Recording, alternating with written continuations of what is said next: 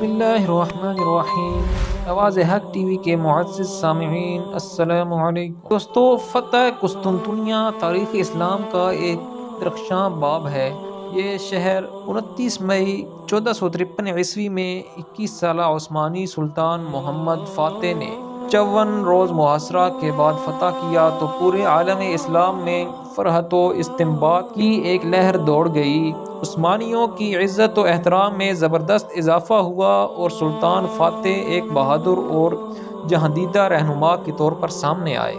اس جوش و خروش کی بنیادی وجہ اس شہر سے متعلق سرکار دو عالم صلی اللہ علیہ وآلہ وسلم کی متعدد احادیث اور بشارتیں تھیں۔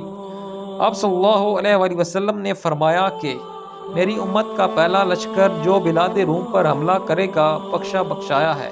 یہی وجہ ہے کہ صحابہ کرام رضوان اللہ تعالی علیہم اجمعین سے لے کر عثمانی ترکوں تک مسلمان 1000 سال تک اس شہر کو فتح کرنے کی مسلسل کوشش کرتے رہے، یہاں تک کہ سلطان محمد دوم کی قسمت کا ستارہ جاگا اور فاتح کا لقب ہمیشہ کے لیے ان کے نام کے ساتھ منسوب ہو گیا۔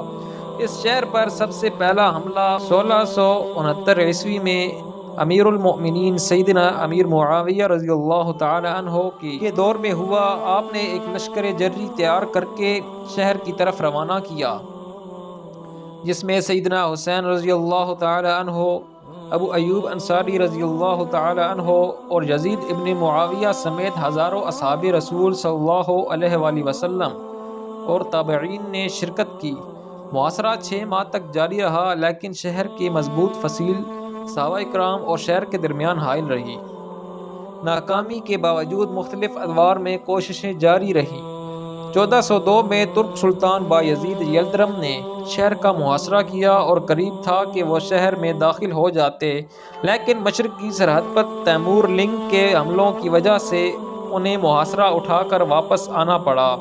بایزید یلدرم کے پرپوتے اور سلطان مراد اول کے بیٹے سلطان محمد دوم 19 برس کی کم عمری میں تخت نشین ہوئے، تو جہاں انہیں اندرونی خلفشار کا سامنا تھا، وہیں بازنطینی حکمران بھی ان کے گرد سازشوں کے جال بنا رہے تھے۔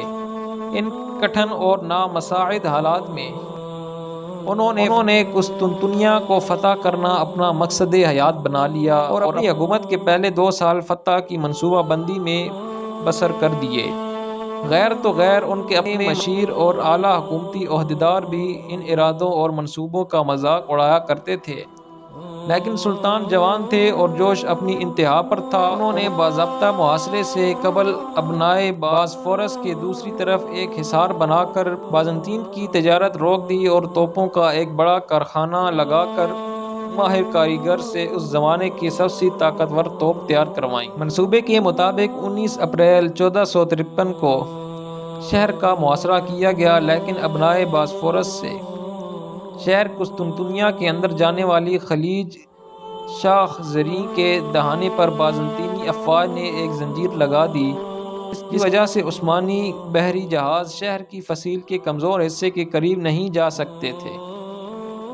یوں شہر پر تمام ابتدائی حملے بری طرح ناکام ثابت ہوئے اور ترک افواج کو زبردست جانی نقصان کا سامنا کرنا پڑا۔ دوسری جانب جیسے جیسے محاصرہ طویل ہوتا جا رہا تھا، شہر والوں کے لیے یورپ سے امداد کے امکانات بھی بڑھتے جا رہے تھے۔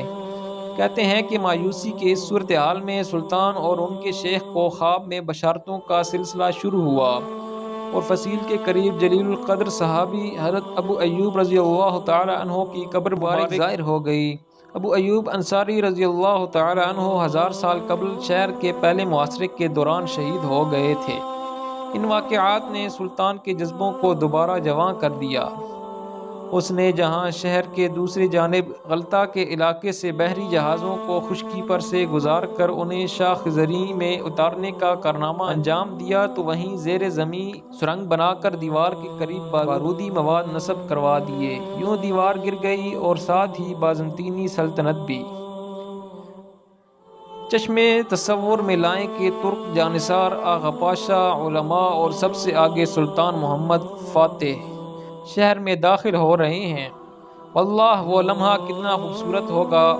سلطان نے شہر میں داخل ہو کر آیا صوفیہ کو مسجد میں تبدیل کر دیا، جس کی وجہ سے جہاں شاہ قسطنطین کی طرف معاہدے کی پیشکش کا انکار تھا، وہیں 2 صدیاں قبل اندلس میں درجنوں مساجد کو معاہدوں کے باوجود کلیسا میں تبدیل کرنے کے اقدامات بھی تھے۔